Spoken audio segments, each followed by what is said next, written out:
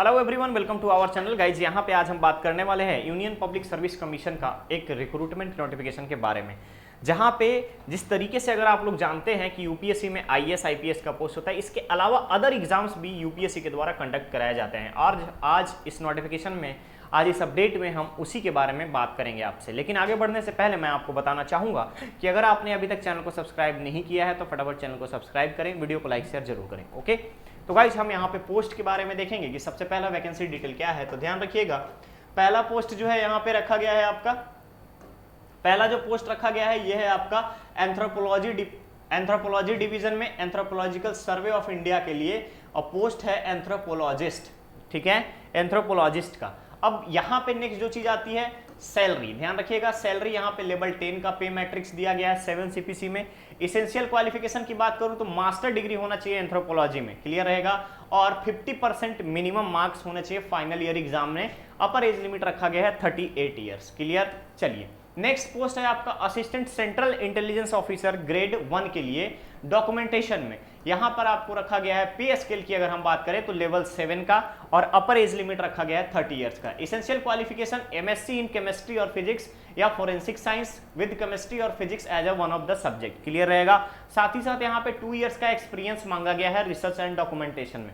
Next vacancy है आपका post of scientist B ballistics के लिए।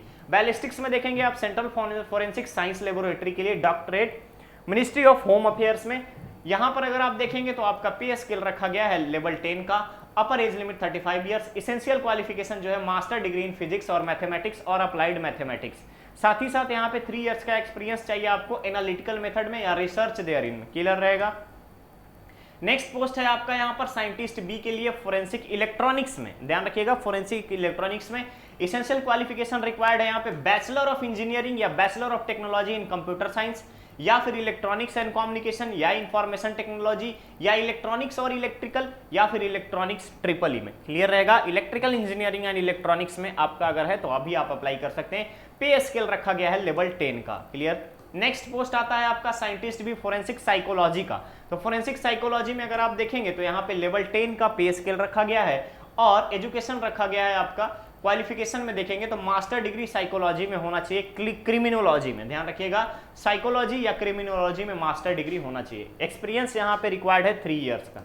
चलिए नेक्स्ट पोस्ट है आपका रिहैबिलिटेशन ऑफिसर का। रिहैबिलिटेशन ऑफिसर का टोटल यहाँ पे आपका पे स्केल रहेगा लेवल 7 का। Educational qualification post graduate degree आपको चाहिए सोशल वर्क में, सोशियोलॉजी में, या एजुकेशन में, या साइकोलॉजी में। एक्सपीरियंस आपको 3 इयर्स रिक्वायर्ड है।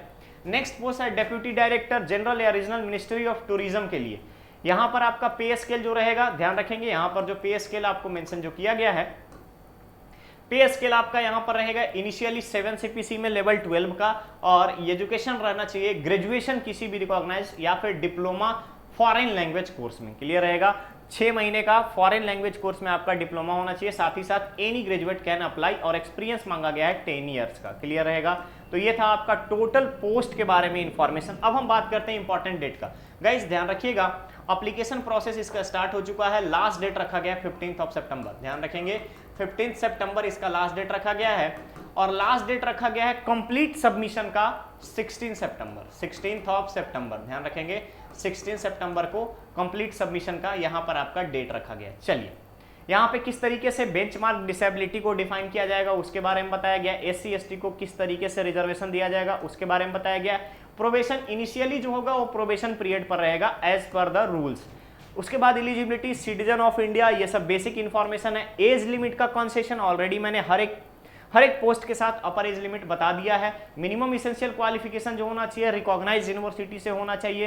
ये सारी चीजें आपको यहाँ पर बताई गई हैं। जो आपका पे स्केल दिया गया है उसके अलावा आपको बेसिक पे के साथ साथ HRA, DA, travel allowance, medical facility, ये सारी चीजें आपको प्रोवाइड की जाएगी, क्लियर रहेगा। चलिए यहाँ पे एप्लीकेशन फी की बात करें तो ध्यान रखेंगे एप्लीकेशन फी 25 रुपीज रहेगा। किसके लिए?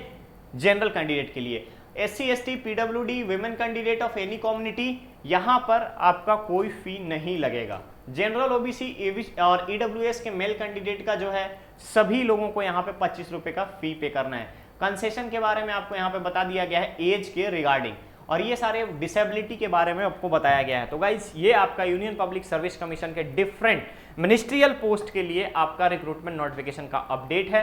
बहुत ही जल्द हम लोग मिलेंगे एक नेक्स्ट और नए अपडेट के साथ। बने रहिए चैनल पर, चैनल को सब्सक्राइब करें, वीडियो को लाइक शेयर जरूर करें। Okay guys, thank you so much.